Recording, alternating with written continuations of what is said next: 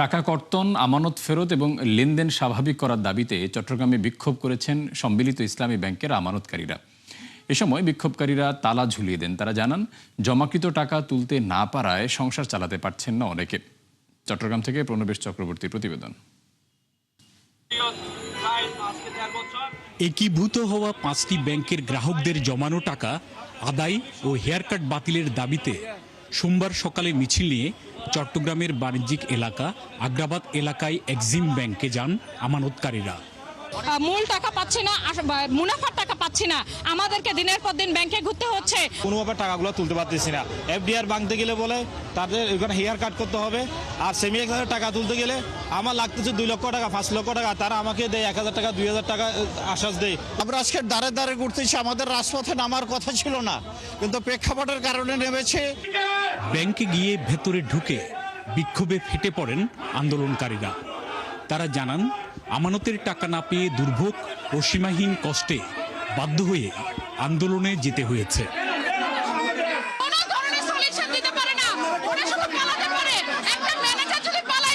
পরে আমানতকারীরা স্টাফদের ব্যাংক থেকে বের করে দিয়ে ব্যাংকে তালা ঝুলিয়ে দেন।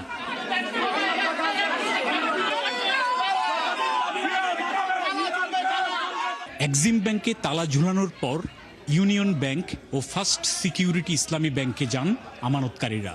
সেখানেও ব্যাংক স্টাফদের সাথে বাকবিতণ্ডায় এক পর্যায়ে তালা ঝুলিয়ে দেন আন্দোলনকারীরা।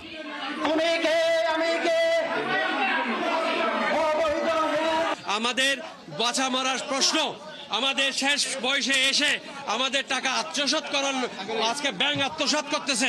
আমরা বাংলাদেশের লাইসেন্সকৃত ব্যাংকে টাকা রেখেছি, সুতরাং কেন্দ্রীয় ব্যাংকে এই দায়ভার বহন করতে হবে। আমরা কোনো হেয়ার কাট মানি না, মানব না। পরে পুলিশ ঘটনাস্থলে গিয়ে পরিস্থিতি নিয়ন্ত্রণে আনে। আন্দোলনকারীদের ব্যাংকের কোনো ক্ষতি না করার অনুরোধ জানানো হয়। আমরা তো আসলে দিয়ে যাচ্ছি, বাংলাদেশ ব্যাংক যে বলছে ওই দিয়ে যাচ্ছি এবং সামনে আরও দেওয়ার চেষ্টা করতেছি আর কি। ওনাদের ডিমান্ড আছে, আমরা চেষ্টা করতেছি ডিমান্ড ফুলফিল করার জন্য। তো আশা করি হয়তো শীঘ্রই বাংলাদেশ ব্যাংকের ওই অনুসারে আমরা হয়তো স্বাভাবিক অবস্থায় ফেরত আসতে পারি। এদিকে দাবি না মানলে ব্যাংক অচল করে দেয়া সহ কঠোর আন্দোলনের হুঁশিয়ারি দিয়েছেন আমানতকারীরা। প্রণবেশ চক্রবর্তী, 71, চট্টগ্রাম।